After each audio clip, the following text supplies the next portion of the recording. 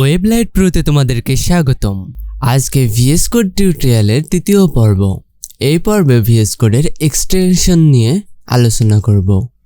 VS কোডের এক্সটেনশনগুলি ব্যবহার করলে আমাদের অনেক কাজ ইজি হয়ে যায়। তো ভিডিওটি শুরু করার পূর্বে এই ভিডিওটিতে একটা লাইক এবং একটা কমেন্ট করে দিও, আর চ্যানেলে এখনো পর্যন্ত সাবস্ক্রাইব না করে থাকলে অবশ্যই একটা সাবস্ক্রাইব করে দিও। তো চলো আমার ভিএস কোড অ্যাপটি ওপেন করি। তো এখানে দেখতে পাচ্ছ যে দুইটি ফাইল আগে থেকেই ক্রিয়েট করা আছে, আমি আগামী পর্বেতে দেখিয়েছিলাম। তো আজকে চলো আমরা HTML এর টেমপ্লেটটি তৈরি করে ফেলি। ভিএস কোডের জন্য আমরা শিফট বাটন চেপে অনেক ক্লিক করলেই দেখো এরকম একটা চিহ্ন চলে আসবে। তারপর যদি আমি ইন্টারে চাপ দিই তাহলে পুরো টেমপ্লেটটা HTML এর টেমপ্লেটটা আমার সামনে উপস্থিত। ঠিক আছে, আমি প্রথমে যে একটা এক্সটেনশনের কথা বলবো সেটার কাজ হলো ডুপ্লিকেট করা। যেমন আমি একটা h1 ট্যাগ নিলাম, এইটাকে যদি আমি এখানে একখান ডাটাও দিই বা কন্টেন্ট যাই বলো, ওয়েবলাইট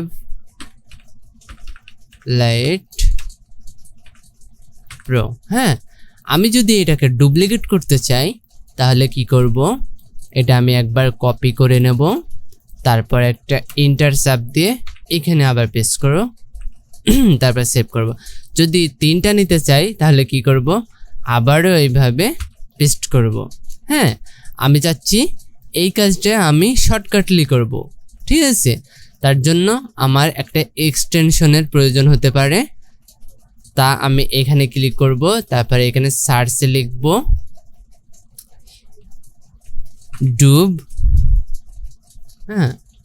ডুপ্লিকেট লিখতে হবে। ঠিক আছে, এই যে চলে এসেছে। DUP লিখলেই আমার সামনে এই যে এই এক্সটেনশনটা চলে এসেছে, বা এটা একটা প্লাগইন। ঠিক আছে, এটা কি করব, ইনস্টল করব। Install complete. এখন আমি আবার ফাইলে যাচ্ছি।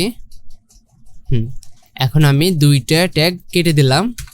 এখন যদি আমি এখানে এই লাইনে থাকা অবস্থায় যদি Ctrl+D চাপি তাহলে একসাথে দেখো ডুপ্লিকেট হতেই থাকছে। ঠিক আছে, আমি Ctrl+Z চাপছি আবার ব্যাকে আসার জন্য, সেভ দিলাম।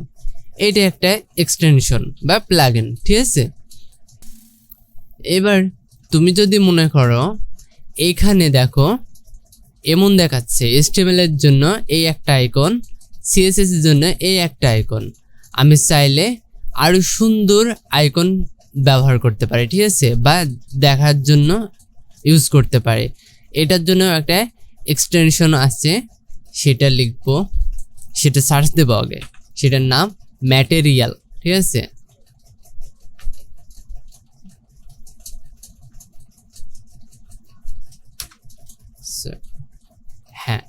এইটা ম্যাটেরিয়াল আইকন থিম, এটা আমি ইনস্টল দেব।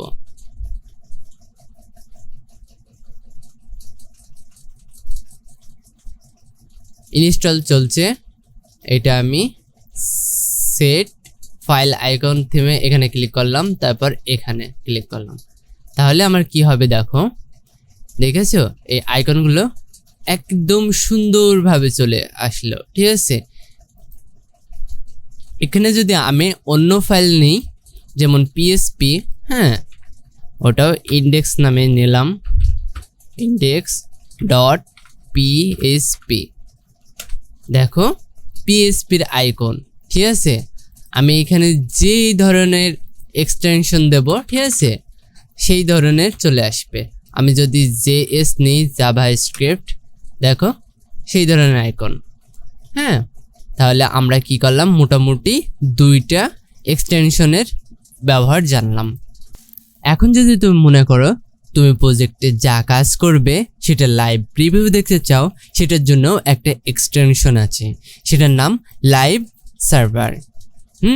ওটার কাজ তুমি যখনই যা করবা সেটা সেভ দেওয়ার সাথে সাথে সেটা লাইভ প্রিভিউ দেখাবে। তার জন্য আমরা এখানে সার্চ দেব লাইভ সার্ভার। লাইভ সার্ভার লেখার পরে প্রথমে যেই এক্সটেনশনটি দেখবে এই এক্সটেনশনটি তোমরা কি করবে, ক্লিক করে ইনস্টল করে নেবে। এটা ইনস্টল হওয়ার পরেই তোমরা দেখবা যে নিচে গো লাইভ বলে একটা অপশন চলে আসবে। ঠিক আছে, আমি ফাইলে যাচ্ছি। ফাইলে যাওয়ার পরে আমার ফাইলের বডির ভিতরে খালি একটা h1 ট্যাগ দেওয়া আছে, এখানে লেখা আছে ওয়েবলাইট প্রো। আমি যদি গো লাইভে ক্লিক করি, আমার ডিফল্ট ব্রাউজার হিসাবে অপেরা ব্রাউজার দেওয়া আছে, এখানে আমার চলে আসলো। ঠিক আছে, আমি যদি এখন এটা এই পাশে নিই আর এইটা এই পাশে নিই, তাহলে দেখো দুইটা একসাথে আমি দেখতে পাচ্ছি। ঠিক আছে, আমি এই সাইড বারটা মিনিমাইজ করে নিলাম। আমি এখন কি করব, এই ওয়ানটাকে কিছু পরিবর্তন করব। যেমনি ওয়েবলাইট প্রো লেখা আছে, হ্যাঁ, এইখানে আমি লিখলাম মাই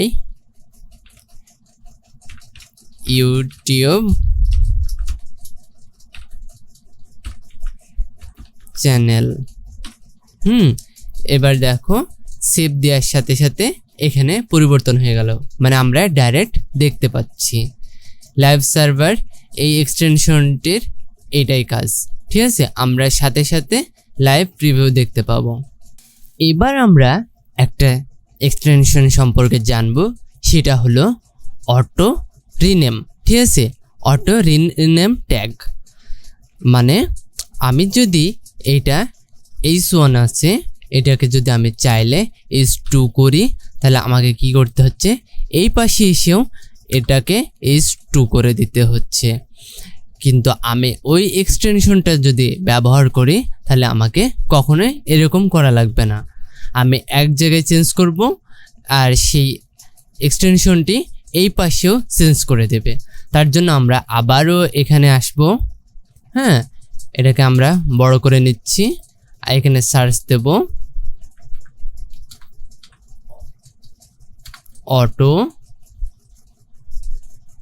অটো রিনেম ট্যাগ। ঠিক আছে, সরি, অটো রিনেম ট্যাগ। ঠিক আছে, এটা আমরা কি করব, ইনস্টল দেব। Install complete. এবার কি করব, আমরা আবারও ফাইলে গেলাম, তারপর আমরা চেক করব। ঠিক আছে, এটা আমরা আবারও h1 করব। দেখো আমি এখানে চেঞ্জ করলাম, এখানেও পর্যন্ত চেঞ্জ হয়ে গেছে। আমি যদি এটাকে h1 না দিয়ে ডিপ ট্যাগ করি, দেখো এই পাশেও ডিপ ট্যাগ হয়ে গেছে। এটা যদি অনেক বড় ট্যাগের ভিতরে থাকতো, আমি দেখাচ্ছি তোমাকে।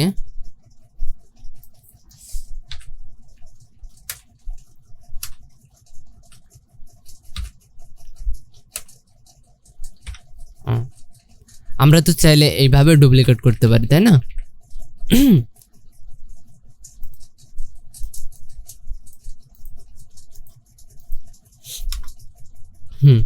আমরা জানি এটা হলো মানে ওপেনিং ট্যাগ আর এটা হলো ক্লোজ ট্যাগ। ঠিক আছে, আমি এটাকে কি করব, এখন এটাকে h1 ট্যাগ বানাবো। ঠিক আছে, দেখো সব ঠিক আছে, কিন্তু এটার ওপেনিং ট্যাগটা আর ক্লোজ ট্যাগটা চেঞ্জ হয়ে গেছে।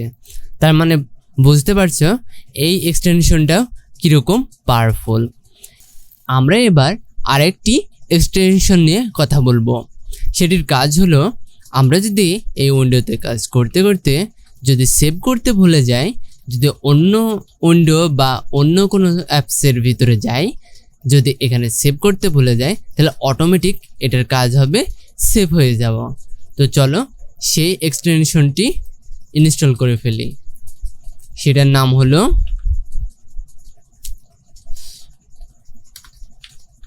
Auto save on উইন্ডোসেন্স। ঠিক আছে, এটা আমরা কি করব, ইনস্টল করে নেব। এটা এখন ইনস্টল হয়ে গেছে, এটা কেটে দিলাম। আমি এখন ফাইলে আছি। হ্যাঁ, এবার কি করব, দেখো আমি কিন্তু এখনো ফাইলটি সেভ করিনি। যদি সেভ করি তাহলে এটা এইভাবে দেখাবে। ঠিক আছে, এখানে ক্রস চিহ্ন থাকবে, আর যখন এটার কোনো পরিবর্তন ঘটাবো তখন এইভাবে থাকবে। তার মানে এখন সেভ নেই, ঠিক আছে, আনসেভ অবস্থায় আছে। আমি কি করব, গো লাইভে যাব।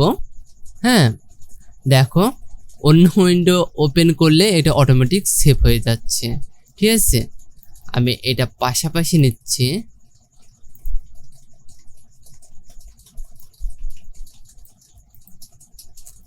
আমি এটাই এখন চেঞ্জ আনলাম, এখনো পর্যন্ত সেভ করিনি কিন্তু। দেখো এটা এখন আমি কি করব, মিনিমাইজ করব।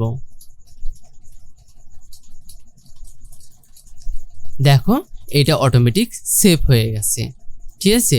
আমি আবারও আরেকবার পরিবর্তন দেখানোর জন্য আমি বলছি, এখানে H1 ট্যাগ নিলাম, ঠিক আছে। দেখো এখানে কিন্তু এখনো পর্যন্ত H1 ট্যাগটি আসেনি। আবার আমি ফাইলটি এখনো পর্যন্ত সেভ করিনি, এটা কি করব, মিনিমাইজ করব। দেখো অটোমেটিক সেভ হয়ে গেছে, আবার এখানে চেঞ্জও হয়ে গেছে, ঠিক আছে। তাহলে আমাদের এই এক্সটেনশনটি অনেক উপকারী কাজে আসবে, ঠিক আছে। আমাদের যদি সেভ করতে ভুলে যাই, এটা অবশ্যই কাজে আসবে, যে কোনো সময়ে সেভ হয়ে যাবে, ঠিক আছে। তো এক্সটেনশন নিয়ে ভিডিও যদি মনে করি শেষ করব, জীবনেও শেষ হবে না, কারণ অনেক হাজার হাজার এক্সটেনশন আছে। আবারও যদি কখনো মনে করি যে আরও এক্সটেনশন নিয়ে তোমাদের সামনে ভিডিও বানাবো, তো আরও ভিডিও বানানোর চেষ্টা করব। তো আজকের ভিডিওটি এই পর্যন্তই। তো তোমরা ভালো থেকো, আর এই ভিডিওটি ভালো লেগে থাকলে অবশ্যই একটা লাইক এবং কমেন্ট করতে ভুলো না। আর চ্যানেলে এখনো পর্যন্ত সাবস্ক্রাইব না করে থাকলে অবশ্যই একটা সাবস্ক্রাইব করে দিও।